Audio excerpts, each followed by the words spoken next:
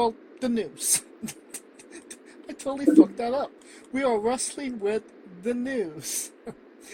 um, and if you, speaking of making a trip to Mexico, it seems like WWE is getting Mexico type deals when it comes to how much they're getting paid for WrestleMania as of right now.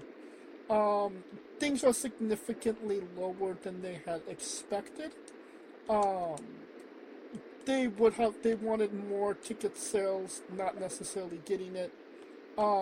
Just recently they added a 25% off tickets. It did not work. Um, so, I mean, we'll get into some of the factors that's going to play into that because there are a lot of factors. Um, but how do you feel? WWE finally kind of hitting a wall when it comes to, you know, ticket prices and ticket sales.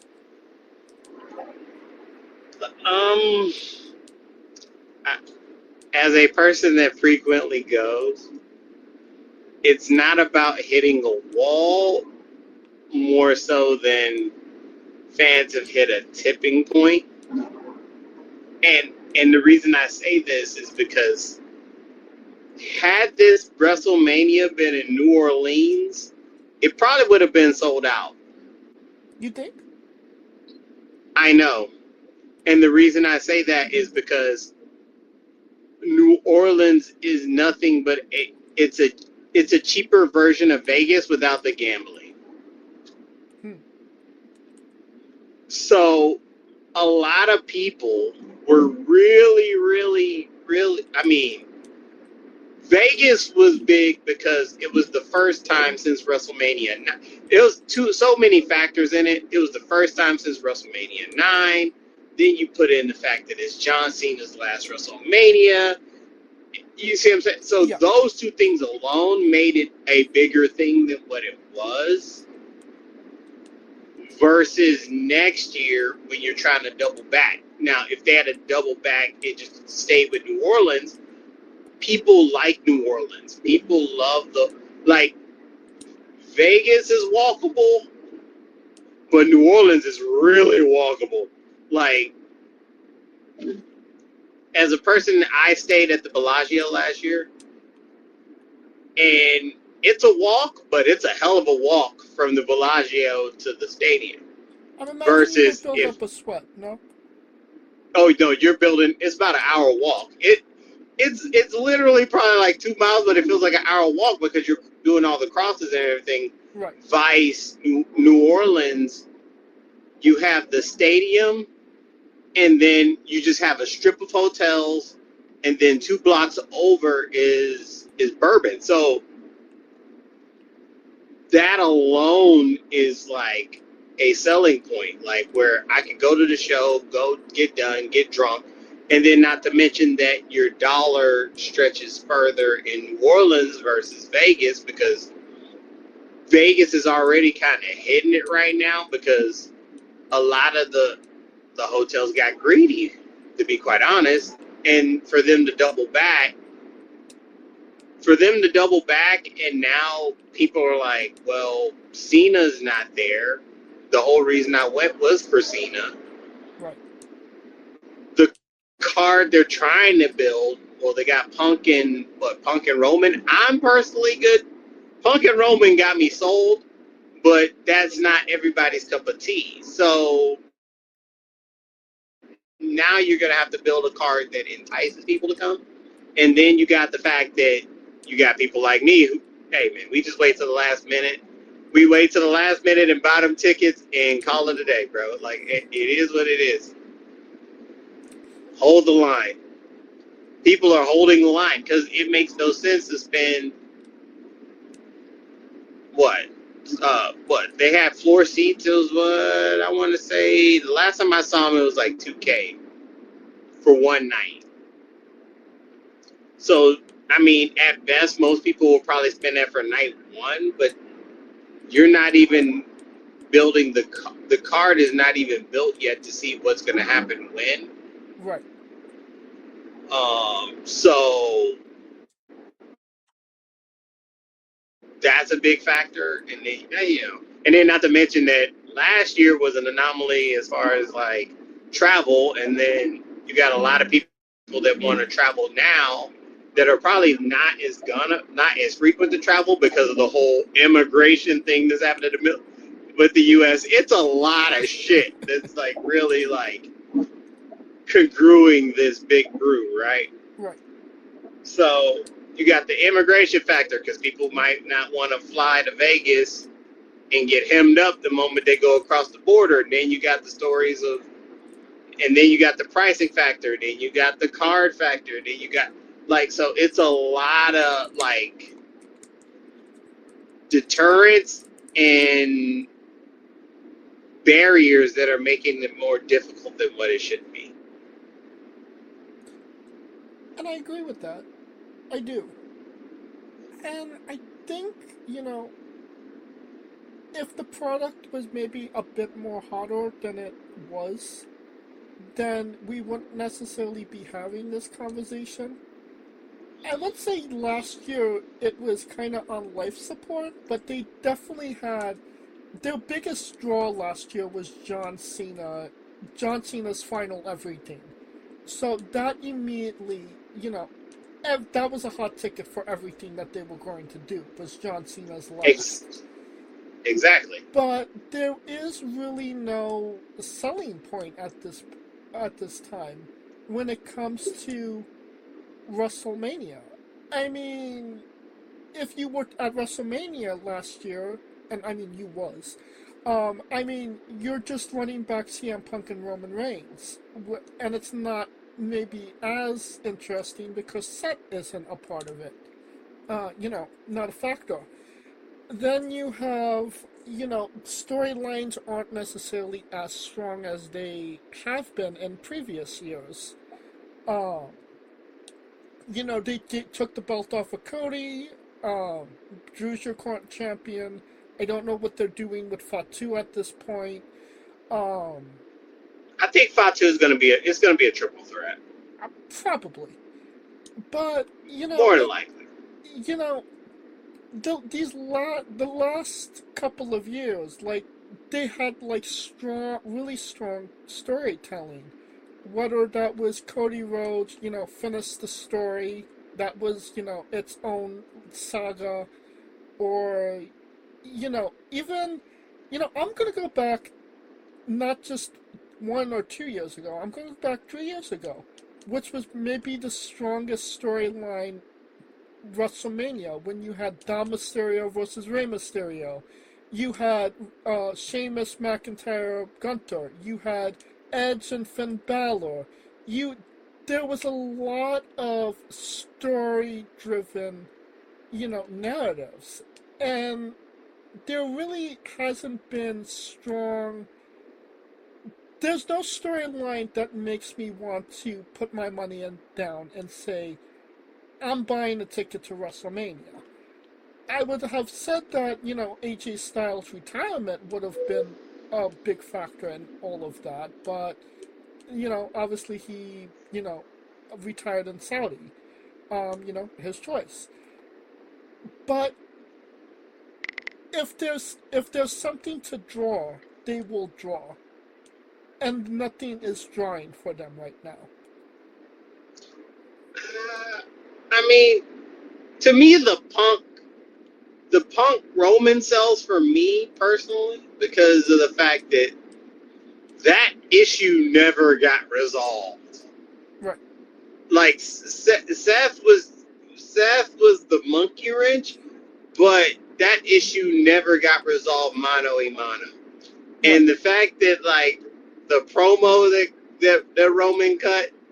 Yeah, no. And the fact that I had to go back and look at all the videos, and I was at Survivor Series, I did not even see Punk mocking him. That's the crazy part. I was too busy getting chairs. But then, we both were. We both were. But that's the point. So it's like, to me, that story sells it. However, it's not a selling point to sell for the weekend. And that's the problem, right?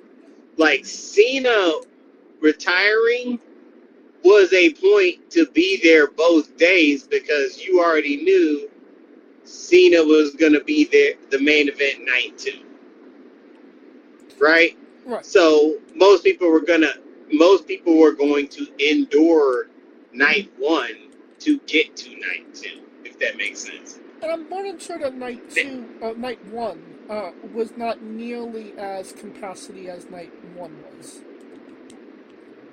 I mean, but here's the problem with that though. Last year, night 1 was better than night 2. Yes. No, no. Yeah, night 1 had a no. Scratch that. Night 2 had a better card. Night 2's main event was shit. Night 1's main event was great, but night 1's undercard was meh. Yes. But you could get away with that because it was the balance. So now, Punk Roman is not going to get... I mean, it'll get you there for night 2, but now they're stuck with one. Honestly, at this point, people are... I've seen people beg Vince McMahon to come back to get these prices back. But that's neither here nor there. But it's just the fact that a lot of people are feeling priced out. 2, a lot of people don't feel safe traveling here. It's to the U.S. and that those 2 things are going to be the biggest factors. And it's going to be really tough to sell a story because a lot of people are injured, which is crazy. Yes. It's a lot of people that are like on the shelf, and especially when you're trying to build a card that is WrestleMania worthy, it's gonna be even tougher. Because prime example, one of the cards that they were trying to give was to Bianca and Jade, but the problem was Bianca just had surgery again, which insider info, the surgery that she previously had went awry. So that's why they had to redo it again to get it right, to get her back to it. Is she going... I know nothing about finger injuries. Is she going to be able to actually come back in time for WrestleMania, or is she out until the night after? Well, her being in rehab, it's dependability, because here's the problem why the finger is an issue for her, and the reason the finger is an issue for her is because her whole demeanor is strength. So you want to have all your hands intact, especially when you're lifting and balancing weight. So that's where it comes in. She's lifting. Now, if she was like Liv Morgan, which Liv really doesn't, I mean, she doesn't do strength, it wouldn't have been an issue. Mm-hmm. And I think they would have let her wrestle with let her wrestle through, get it redone, and then, put the cast in or whatever. Because they did it with Dom with the shoulder, so it's not like they haven't let it pass. It's just that when you got someone who's a heavier person and strength is their game, you don't want to mess up something that could fuck up everything, right? Right. Because especially of someone of Bianca's stature, her hands are everything, because she's grabbing and gripping and carrying and lifting and swinging. So you don't want to fuck that up. And I mean, to your point, there's nothing. I mean, only so many people are going to clutch on to Roman and Punk. Obviously hardcores are going to take to that, but casuals might not be too keen on it. And like you said, especially when deportation is an option, You really want to, you want something to risk wanting to, want, you want to, Yeah, you want to risk it getting over here because the problem right, is that it's not even the deportation issue. There are instances where people are coming over here and they're checking their Twitter and they're holding them in just because of what they say on Twitter. So I right, get like that's a thing, and and that's going to be a thing in this year when it comes to the World Cup. It's going to be a thing in 2 years when it comes to the Olympics. So a lot of it is it's coming, and it's sad. It's really really sad. And hell, maybe Saudi got it right getting it there next year. I won't be there, but shit, I like hell get these dudes out of here. WrestleMania tickets probably like $12, fucking around. But you can't drink. WrestleMania week could be the most oppressing WrestleMania week ever, but fuck, at least you won't get deported. Like shit. I mean, you're not wrong at this point. But, yeah, give us a main event or us risking getting deported. And, we'll be there. Well, I don't. But the thing is, they're not gonna be. I mean,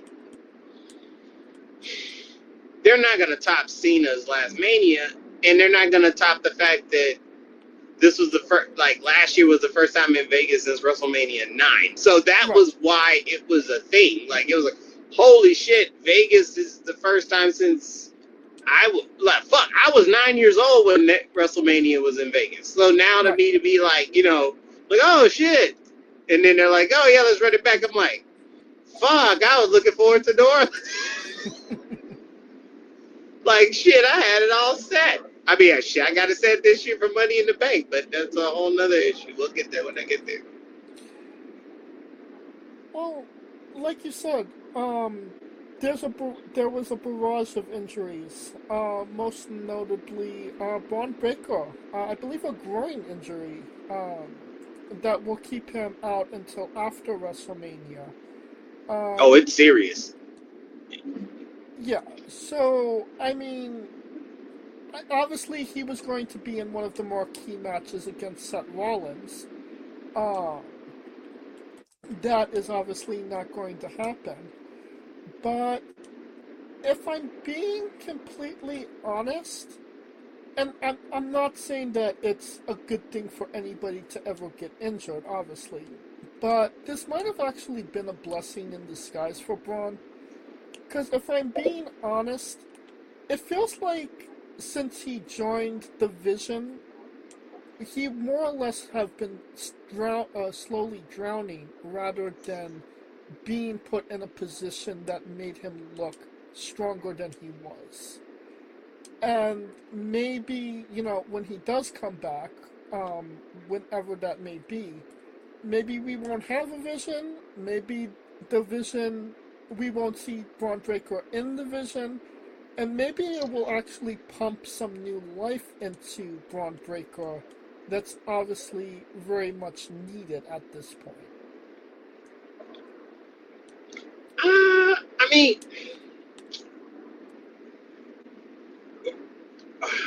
I'll put it this way: Braun is the thing with him is he's getting a reaction.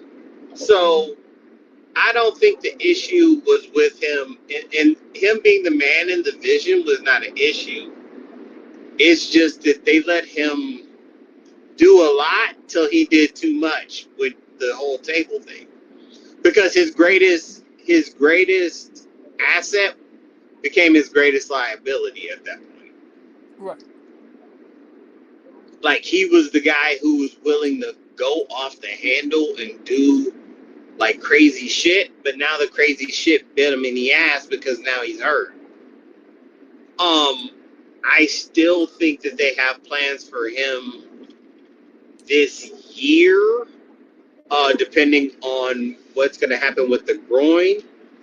However, like I said a couple weeks ago, and as you can see, they are starting to deal with the four that I mentioned very heavily. So don't get it twisted. Like this, just his departure is setting up a lot to get those new faces introduced to everybody. Right, because obviously Obafemi is making, waves, and Javon Evans is going to be in the Elimination Chamber. And Tripp, I mean, honestly, you could put him in the main event of WrestleMania this year, and I don't think a lot of people would bat an eye. They won't. Hey man, he got that promo saying Sami Zayn breath smelling like 10 pounds of bounce that ass. That shit had me dead. I ain't gonna lie to you, that shit had me gone. I was like, yo. And to be frank, I saw that dude at Wale Mania in Dallas. What was it, 38? Man, I was like, damn, that dude tall as shit. And now look at him. 10 pounds of bounce that ass. Well, Roxanne got her ass bounced. She is also on the injury reserve list at this point. Which, I mean, again, not the best time to get injured.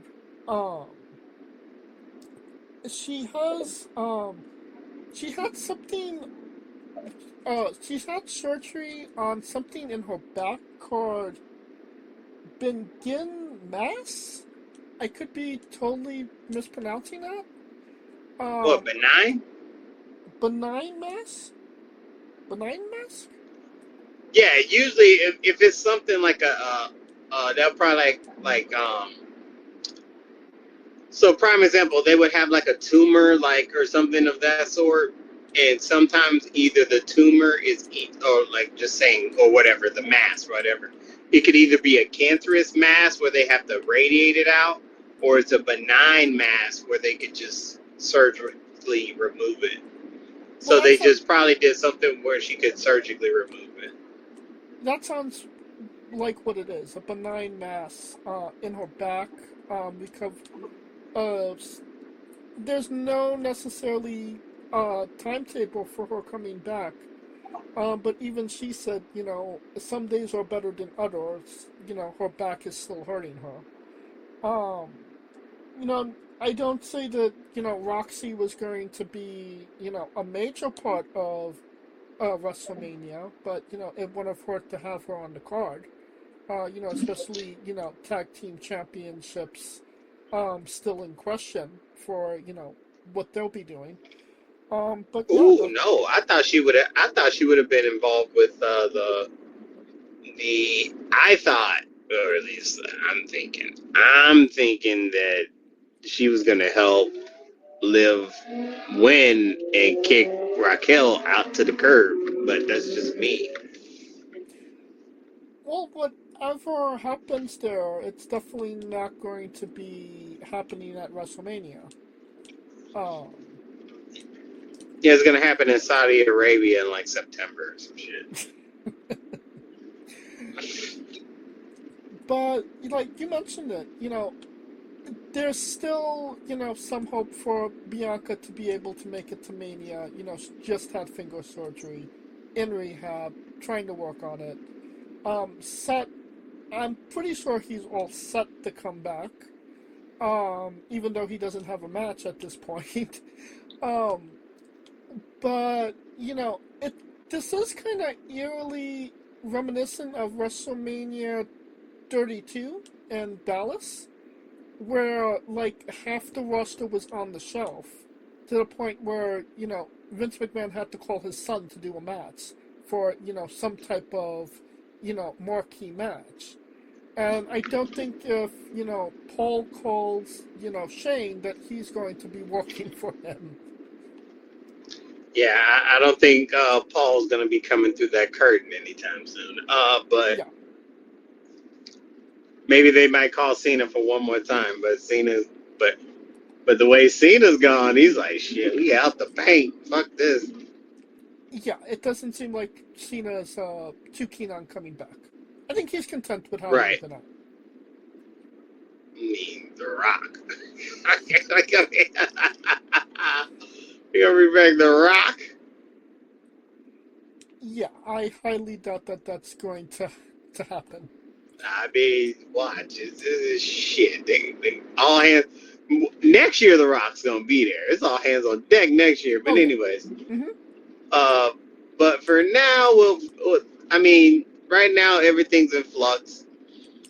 You got a lot. I mean, but you got a lot of injuries. Yet you can still make some things connect the dots. So I mean, I'm not, not giving up hope on the card. Right now, you only got the main event, and it's only night 2. So once they figure out what's going to happen at Chamber, I think that's when the dominoes may fall. Because hell, Javion might be going against Drew McIntyre. You never know. Shit, fuck around with this shit. Like fuck. Like Yeah, in a match with shit. Randy Orton and Cody Rhodes, Javion is going to win. Come on, Kaliko. I mean, Fatu, he still got some receipts though. I mean, if It ain't Fatu, gonna be Orton. Orton's not winning. I'm just letting you know right now. You can cut that shit to the cord. I mean, he might win. Cody ain't. No. Randy is not winning. I mean, wouldn't you say it's an attraction if seeing Randy Orton go for his 15th World Championship? If they had a cared that much, they wouldn't have put him with Joe Hendry last year. Well, I mean, there was a specific reason why he didn't. He was with Joe Henry last year. He was supposed to go against KO, and like at the last hour, they had to pull KO because he was injured. Which, I mean, I hope he's coming back. So, but it's looking grim. But that's neither here nor there. Yep. Well, But yeah, no, Randy's not winning that shit. one of the rumored matches as of right now is LA Knight versus Brock Lesnar. I mean, which low-key makes sense because, obviously LA Knight is in rivalry with Division. And, I mean, I'm sorry, but a match between LA Knight and Bronson Reed or, Austin Theory wouldn't necessarily sell tickets. And we've already seen LA Knight versus Logan Paul. So, I mean, Brock Lesnar has a low-key, alliance with Division. So, I mean, that does make sense. Alliances, you heavy emphasis on that word. You're putting a lot of weight on alliance. Yeah. No, I agree. But, I mean, if Paul Heyman asks Brock Lesnar will do it. So, that it makes sense to some degree. I mean, a lot of people online was somewhat upset about it because a lot of people do want to see LA Knight in a big title picture, but I don't think that that's happening this year, for obvious reasons. I I would say that fighting Brock Lesnar at WrestleMania would be LA Knight's biggest match to date. No? I mean, he's at the Chamber. He's got a shot of winning. He's got a better shot than Randy Orton of winning. Do you honestly believe that he has a better shot of winning than Randy Orton? Yes. I don't know about that.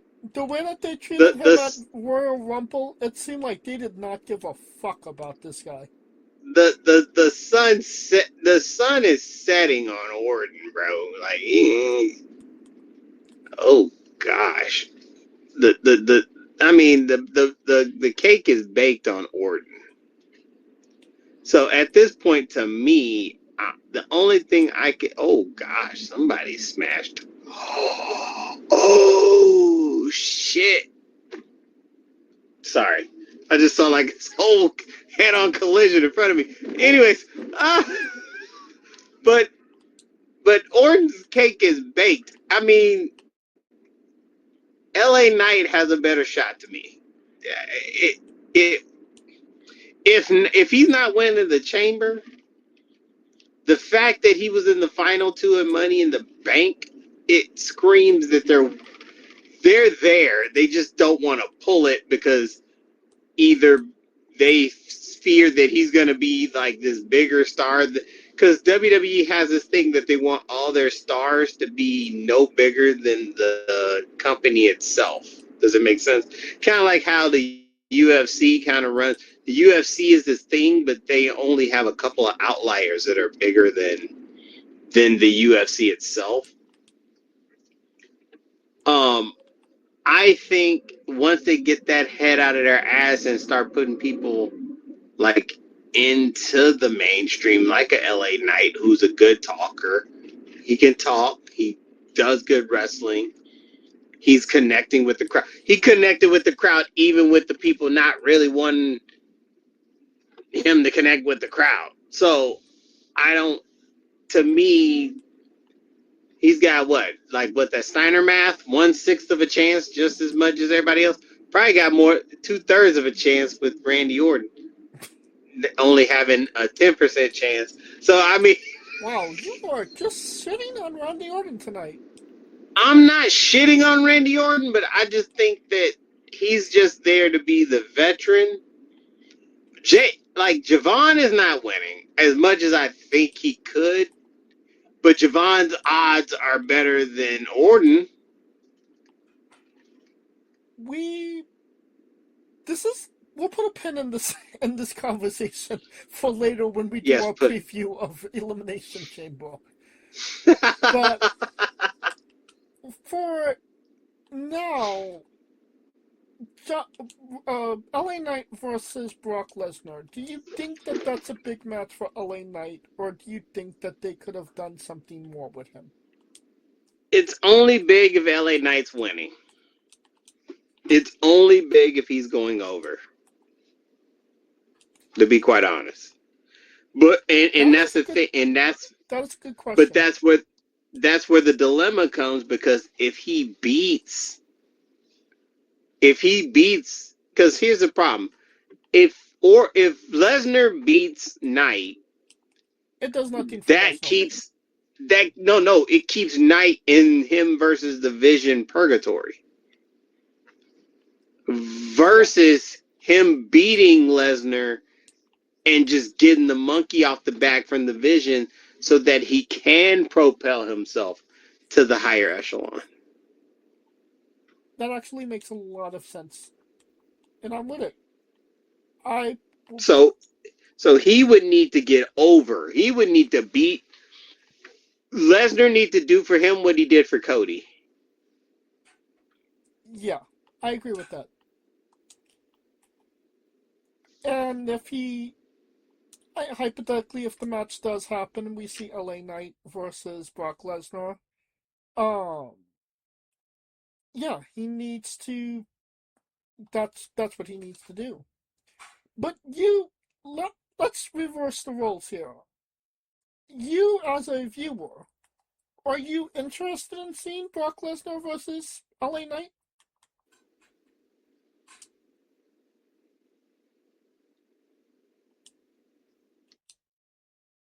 Kalika? Oh, hello? Yeah, there we go. I'm here. There you go. There we go. Take two. Are you interested in seeing Brock Lesnar versus LA Knight? Is this an attraction of a match? Only if LA Knight is slaying that beast. That's the only way I could see it. Because other than that, you're setting LA Knight up for the Sonata Slaughter, and I do not want to see LA Knight in the Sonata Slaughter. Not at all. That makes both of us. I think it's a good match, but I wouldn't necessarily call it a selling point, if I'm being completely honest.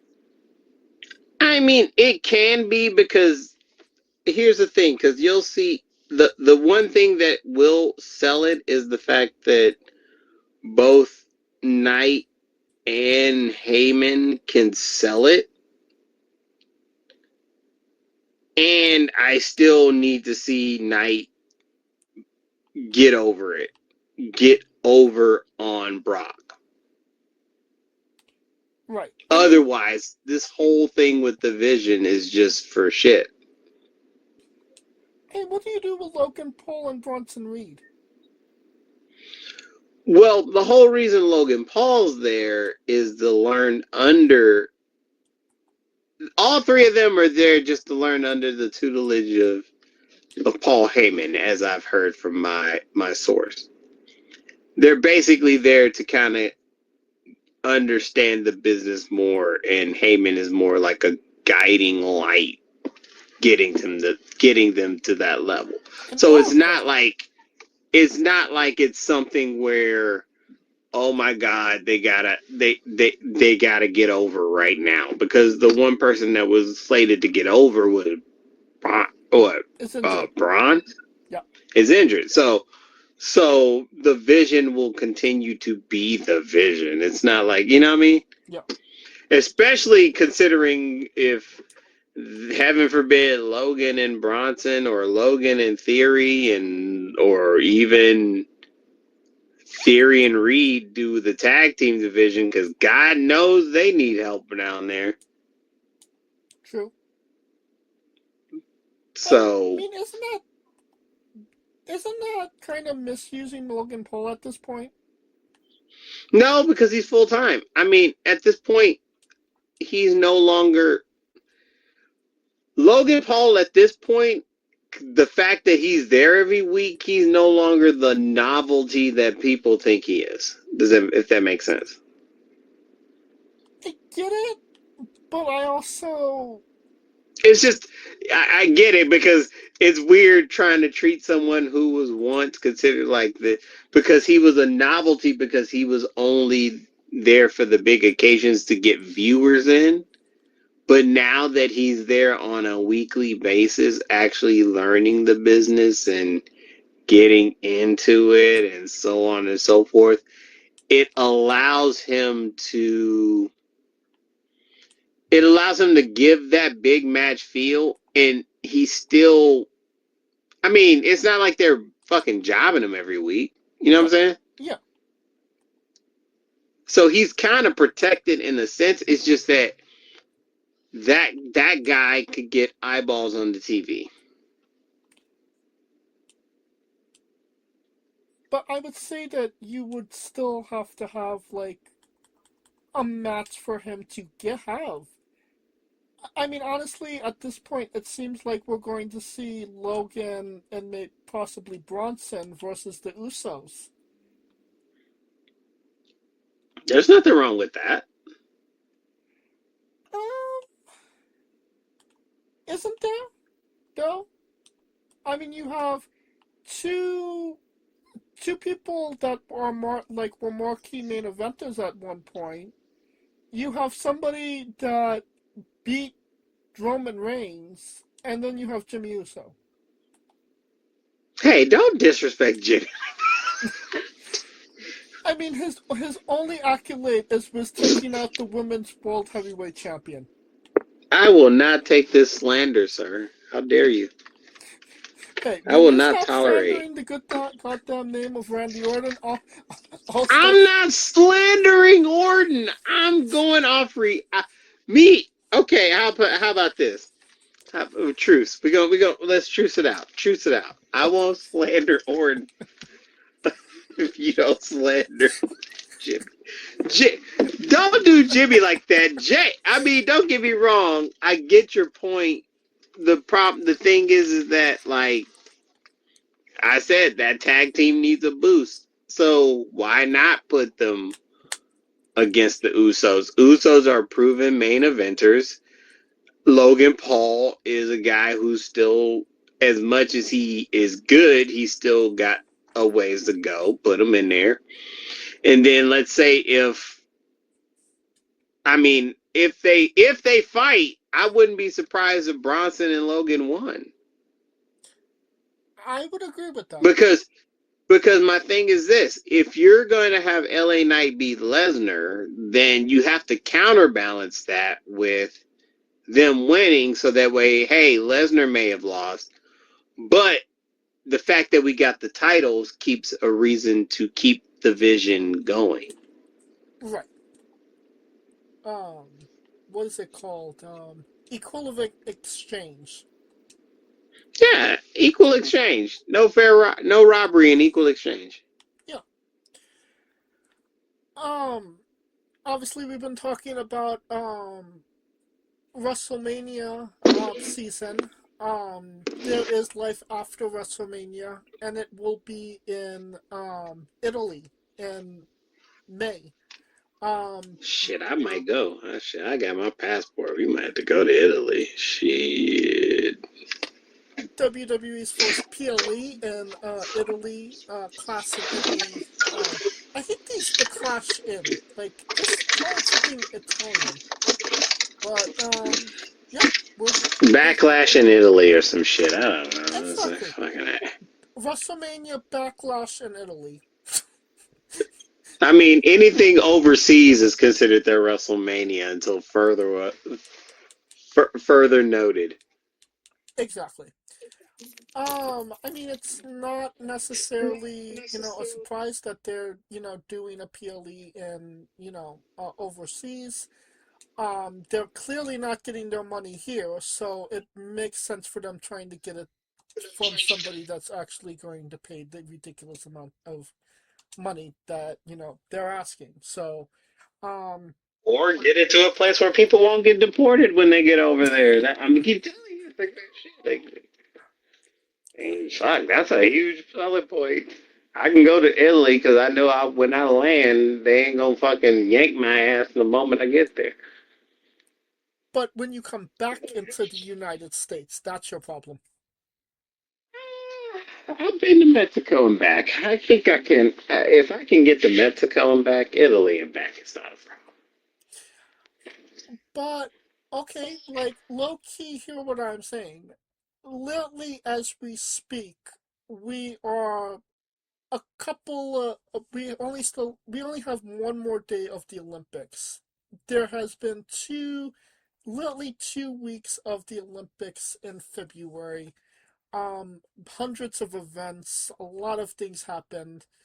Um, and I know that the next PLE is in May. But could they have maybe priced people out? But I mean, not priced people out, but would people be recovering financially from the Olympics by May? You know what I mean? Ah, no one. The crowd that is going to the Winter Olympics is not the crowd that is going to fucking wrestling in Italy.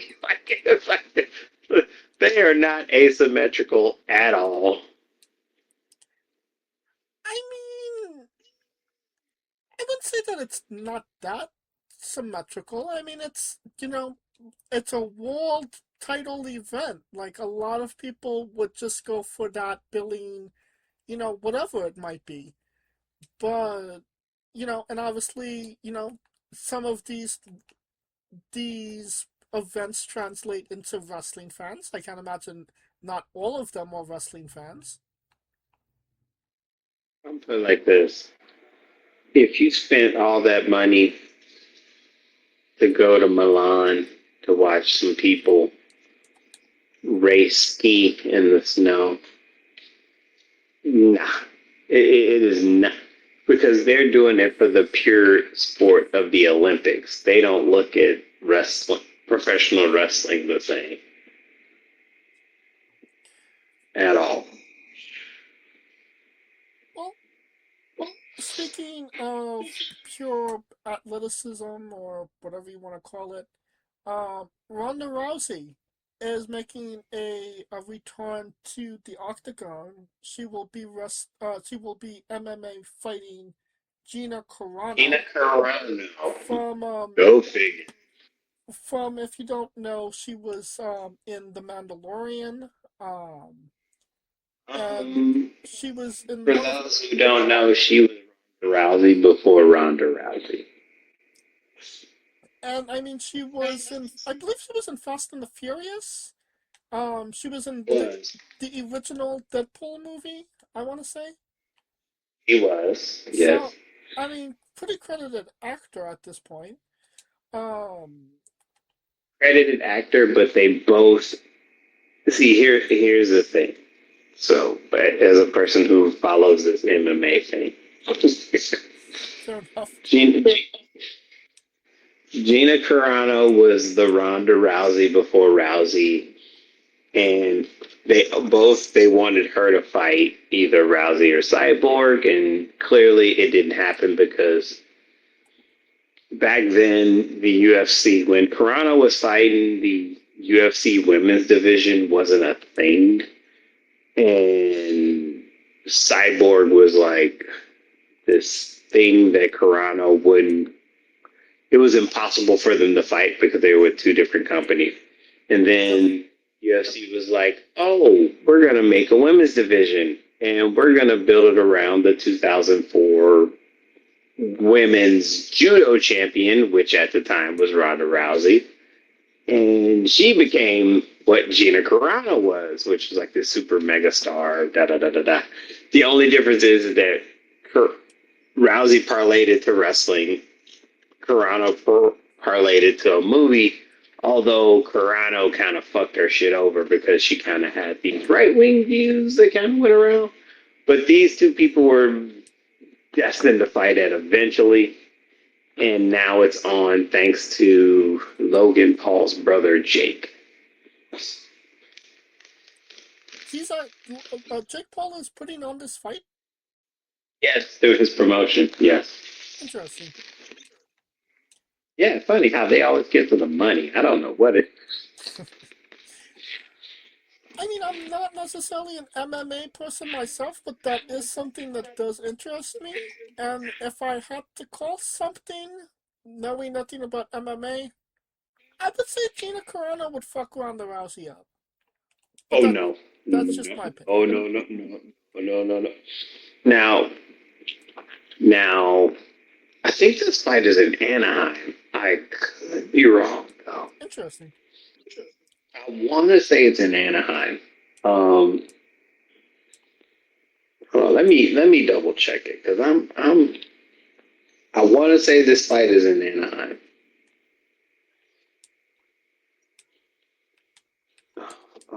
It's on August. No, no, no, no. It's May 16th. Oh, it's in LA. So it's an Intuit Dome. Yeah.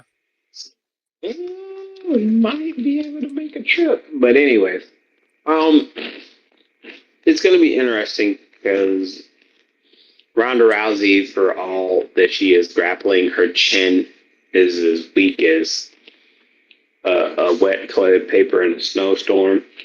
And as much as no, seriously, her chin is weak. But even with that, her most recent fight was way more recent than Carano. So don't get it twisted. Carano can get got because she hasn't fought in probably shit. The last time Carano fought was like 2009. So it's been a hot minute. It's been a minute. At least Ronda fought. Her last fight was 2016. And I remember because that was the day I got married and she fought Amanda Nunes and I told everybody that bitch was going to knock her out because her chin was made of glass and sure as shit, her shit got knocked out. So that's why I know. And while your wife was walking down the aisle, you was on your phone watching the match. Don't pretend like you wasn't. No, the fight was after the wedding. See, that's Okay. So now the honeymoon was delayed until you saw Ronda Rousey's fight. it was delayed until we saw the fight. There we go. Yeah. Actually, we got married. It was funny. We got married, went and got some food, went home, and had everybody watch that fight. I don't know if Carano was as has been a sight unseen since 2009, I would say that she would have that due advantage. But again, I'm not an MMA expert, so this is all speculation on my part. Oh no, no, I'm telling you right now, Ronda Rousey got the advantage. So you're Rousey. I'm As Corona. a matter of fact, her last fight, to be exact, August 15th, 2009, against Chris Cyborg, the person I was telling you about that walked her shit. See, Chris Cyborg knocked her ass out, and she went, "Oh, I'm gonna go act now." Well, Kind of like how Nunes knocked Ronda out. It was like, I'm gonna be a pro wrestler now. there's similarities, but not the same path. Oh no, they both got knocked out in the first round. It happened. So yeah. So whoever got the least, as much as I don't trust Ronda's chin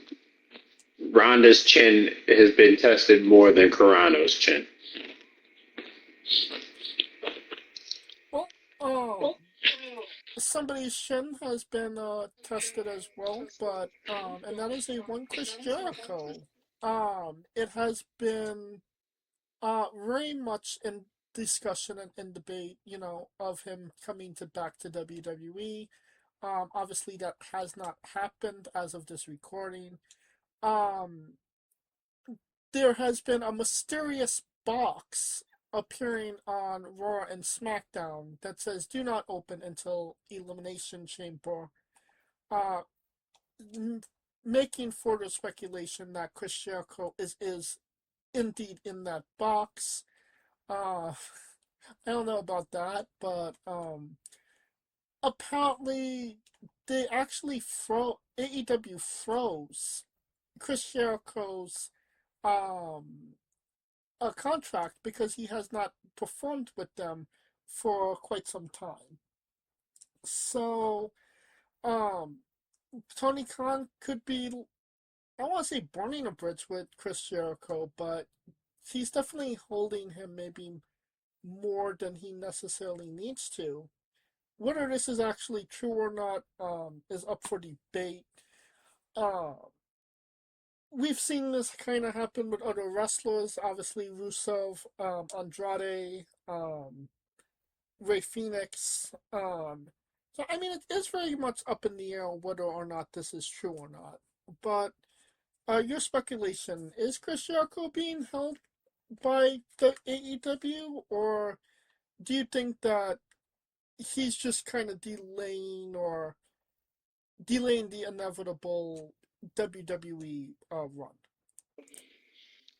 Until it happens, it just feels like this Chris Jericho to WWE thing is going to be like going to the strip club and trying to get that one table dance and it ain't happening. That's what it feels like. Because everybody's just like banging on it to be Chris Jericho. Because remember, oh gosh, he was in Saudi Arabia. He was on the thing in Saudi Arabia. He was on what was it? What the fuck? The poster. Oh my god, they had him on the poster and da da da. Yeah. People are so busy trying to be right that they're just not even trying to enjoy the moment. Right. Just let it happen. Just let it happen. If it happens, it happens. I mean, I agree with that. Whether we see him on AEW TV or WWE TV. But I mean that does further fuel the speculation. What's in the box? Do you think that there's an actual person in that box, or do you think that there's something in that box? Titus O'Neil is in that box. Will Titus O'Neil finally be over because he came out of a fucking box? As long as he doesn't trip coming out the box, I guess. I wouldn't get my hopes high for that. But we shall see. That's maybe. Somebody that might be in a box on his way to America is Kenny Omega. Revolution is in LA in March. Kenny Omega is supposed to be on that card, but has not committed to that card because he has a video game tournament in the Rokigoto Sumo Hall in Japan. In the in for 2 days. So the Saturday and Sunday. Obviously Saturday the day before the paid preview, and Sunday obviously day of the paid preview. He's been working hard on trying to Advance. I was going to say get out of the Sunday event so he could just do Saturday and be on a plane to get to LA on Sunday, a red eye. Whether that happens or not has yet to be seen. But I would say that that would be a big dip for AEW if they don't have Randy Orton, Kenny Omega on their card. But what say you? Would it be? I mean, He's still really, a main attraction. He's an attraction. I'm just thinking, what, the last time we saw him was at All In? Did he wrestle Trick on Sunday? Not Sunday. He wrestled Trick Williams? He wrestled Trick Williams? Wait. Wait. Trick turned heel on him? Or something like that? I have no clue. Honestly, either way, Revolution, you're gonna need to get your hard hat ready. Bring your lunchbox, but the thing is that even if he's there, what is the reason other than him being there for being there's sake? What's the catch, right? Well, I don't. Well, let me pull up the AEW their card right now.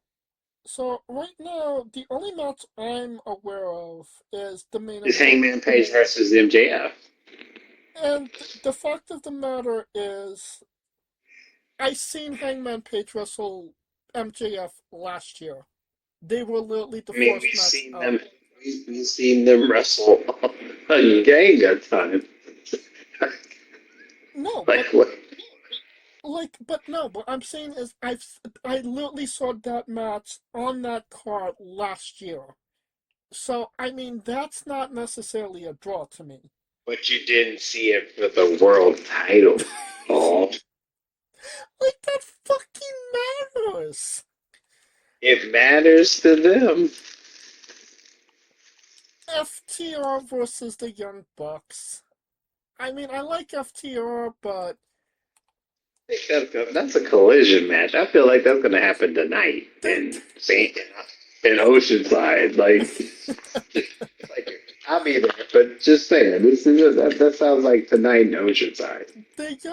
Honestly, seeing that the Young Bucks is on this card actually makes me not want to go to this show. Dare you? And then John Moxley versus Take a Shit. So that's not necessarily a bad match, I would say, but Take a shit match. But I wouldn't say that it's a draw.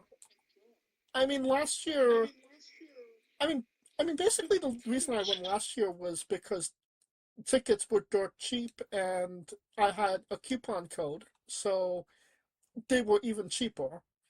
Oh wow! Yeah, I went for $12. And the selling point of that was, well, I get to see Edge, John Moxley, and Kenny Omega. That's what I remember thinking and feeling in that moment when I got those tickets. Oh, no Tony Storm, Blake Monroe. I don't think that was announced, but I would definitely say that was one of the better matches on the card for sure. Um, but going in, those were kind of my thoughts. So, I mean, if you want a selling point, you kind of have to have Kenny Omega on that card, if I'm being honest. For me, anyway. Well, for you. Otherwise, Tomohiro Ishii and Orange Cassidy versus Gabe Kidd and name a person. If that's an actual match on the card, I'm not. Then I'm 100% not going to that show. I mean, we'll get a taste of that card after, what, tonight's show? Collision? Yeah. Well, keeping up on AEW news, they will be back in Wembley Stadium, what was it? August 30th.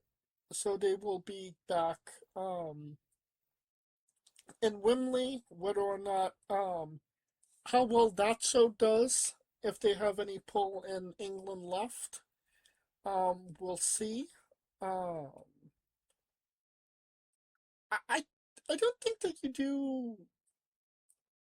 I think you book Wembley when you have a massive match already in mind and already set. You don't just go Wembley willy nilly. Would you agree with that, or would you disagree with that? I mean, maybe Tony's seeing these deportation records is like, maybe we can get it again.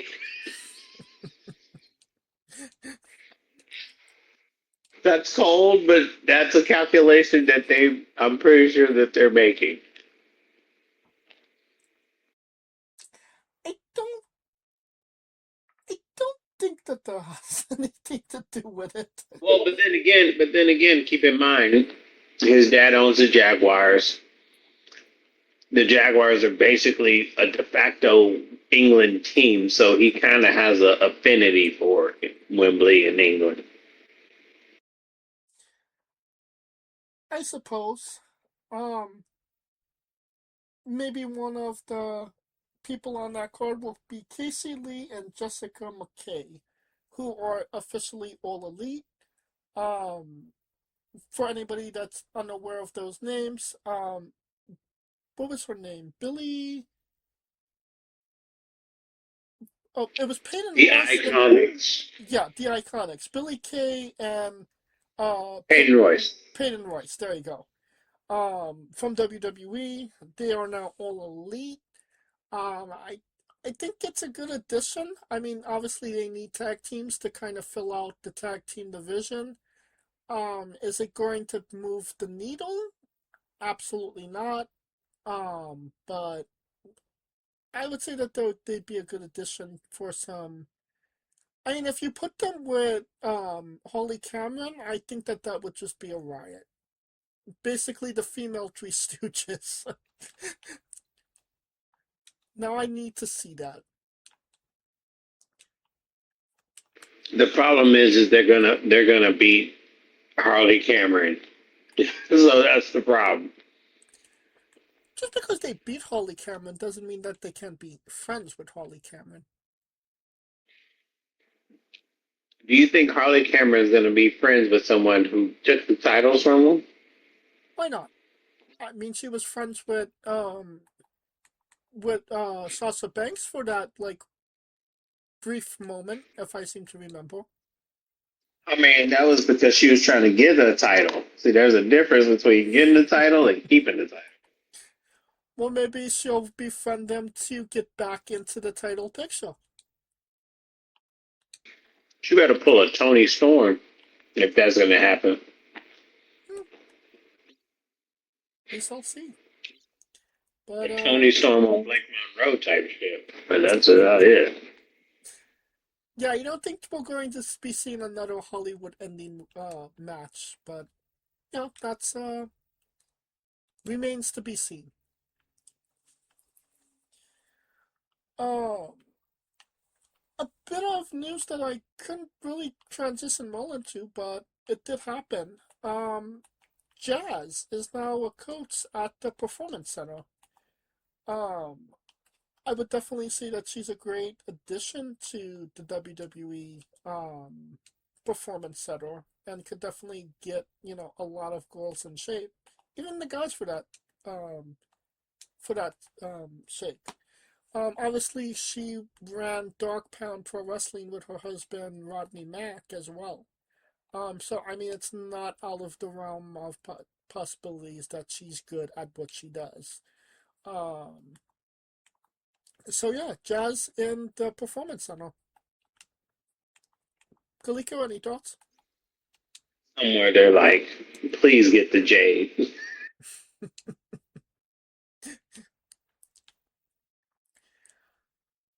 I would say that I would say Jazz was maybe a more intimidating force than Jade, but hey, who knows? That's why they want her with Jade. Please, please, Coach Jade. Stat. And not a great uh not a great day for pro wrestling. Longtime WWE director Kerwin Silfies has unfortunately passed away at 75 years old. He had some medical issues. Um, Selfies was with WWE for a very long time, only getting fired 6 years ago when they did the pandemic follows. Um, if you ever watched, if you ever listened to wrestling, something to wrestle with, Bruce Pritchard, his name comes up a lot on that podcast. He was a big part of WWE. He directed a lot of things, and a lot of the biggest moments of WWE. I mean, he was a part of them. So definitely a guy that did not receive his flowers when he was alive. Um, but hopefully we could maybe recognize some of the things that he's did in his life and celebrate his accolades and give him his flowers now.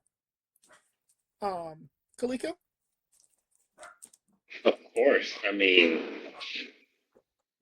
it's kind of weird because like we always kind of give flowers to the people that are in front of the camera, when in actuality we got to give flowers to the people that are behind the camera that make the front of the camera possible. Right.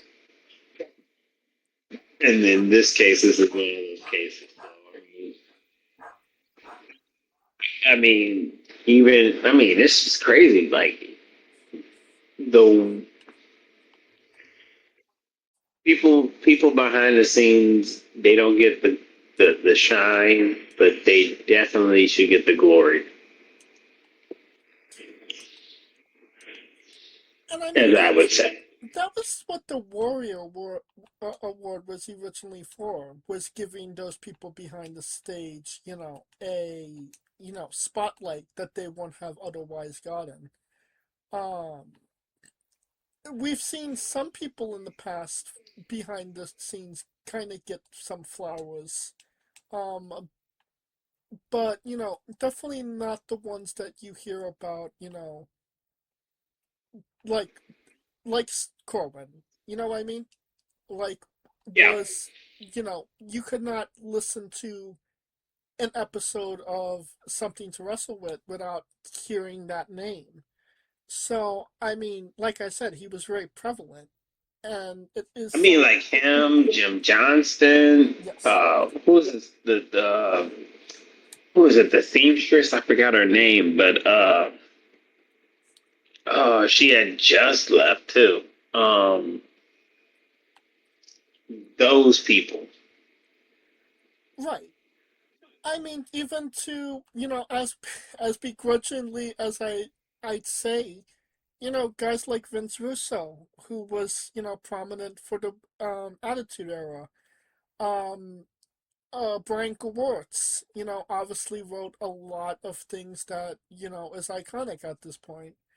Um, there's a lot of people backstage that WWE should maybe put, a spotlight on, and hopefully this will kind of give them maybe some leadway to kind of give those people a spotlight and their flowers in the future. I mean, they got a celebrity wing. They should just do like a. I mean, it's crazy because they got the wrestling wing, and then they got the traditional wing, and then they got the what is it? The celebrity ring, modern wing. What's the other one? It's not the classic wing. It's like I forget the name of it. Like an old school wing, but Yeah. Territory wing or something like that. But they need to do something where it's like a behind the scenes wing, because it's going to be weird to know that Jim Johnston did a lot, but he will not be recognized in the WWE. You see what I'm saying? Or like, I mean, even CFO Dollar Sign for the brief time that they had. Don't get it twisted. They had some jams, bro. They had some jams. They did. Or like I mean, who was the other? Jimmy Hart. I mean, Jimmy Hart will go in as a performer, but he's done like. Is he? I don't think so. If he isn't, like, what the fuck are they waiting for? I mean, he's literally there every week. Just throw a ring in at him, and he'll be good. Oh, never mind. Never mind. He's in as a manager, but that pales in comparison to what he did behind the scenes. You see what I'm saying? Yeah. I mean, because he wrote a lot of songs that didn't get credit. Like he gave up the credit for songs just because he wanted to make music. I mean, we even have, obviously he was up, in the spotlight, but, Howard Finkel is in the Hall of Fame. So, I mean, if Howard Finkel, like, some of these guys could, they should be in the Hall of Fame. That is true, but we'll see. But then TKO took over, so God knows what the fuck. Yeah, unfortunately. So we'll see what happens there. Right. I think that's the last of our news. And now a quick word from our sponsors. Hey folks, this is the Colossal Mike Law, and you are listening to Wrestling with Entertainment. Enjoy the show, support these guys. We appreciate it very much. We'll see you at ringside.